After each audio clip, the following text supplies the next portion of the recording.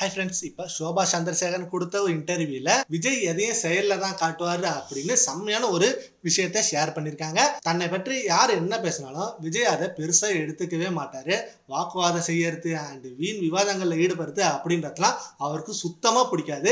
எதுவா இருந்தாலும் பேச்சுல இல்ல, தன் செயல்ல தான் காட்டணும் அப்படின்றதுல ரொம்ப உறுதியா இருப்பாரு. அதனாலதான் இத்தனை வருஷ காலம் நம்ம பார்த்திருப்போம், எந்த ஒரு இடத்துலயும் கோவத்தை பெருசா காட்டாம செயல்ல மட்டுமே காமிச்சு வெற்றியை இப்ப வரைக்கும் காமிச்சிட்டு இருக்காரு. அதை நினைச்சு நான் ரொம்ப பெருமைப்படுவேன். அண்ட் அவரோட பஞ்சுவாலிட்டிக்கு முக்கிய காரணம் அவரோட அப்பா தான். ஒன்ஸ் மோர் படத்தின் போது சிவாஜி சார் வந்து விடுவார், அதனால 10 நிமிஷம் முன்னாடியே நீ இருக்க வேணும் அப்படின்னு விஜயோட அப்பா அப்பப்ப அட்வைஸ் பண்ணிட்டே இருப்பாரு. ஒரு முறை தாமதமா போயிட்டாரு, அதனால பின்கேட்டு வழியா குதிச்சு போனதை சிவாஜி சார் பார்த்துட்டாரு.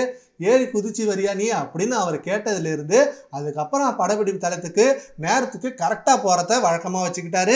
விஜய் அவர்கள் சிஎம் பதவி ஏற்றும் போது எங்களுக்கு அவ்வளோ ஒரு செம்ம பெருமையா இருந்தது. ஏன்னா ஜோசப் விஜய் என்னும் நான் அப்படின்னும் போது எங்களுக்கெல்லாம் மெய் சிலிர்த்து போச்சு. இதை விட மெயினா எம்ஜிஆரோ ஜெயலலிதாவோ இல்ல கருணாநிதியோ அவங்க முதலமைச்சராகும் போது அவங்க அம்மா அப்பா இல்லை, ஆனா என்னோட பையன் முதலமைச்சரானப்ப அவங்க அம்மா அப்பா கூட இருந்ததை நினைச்சு எனக்கு ஹாப்பியா இருந்தது.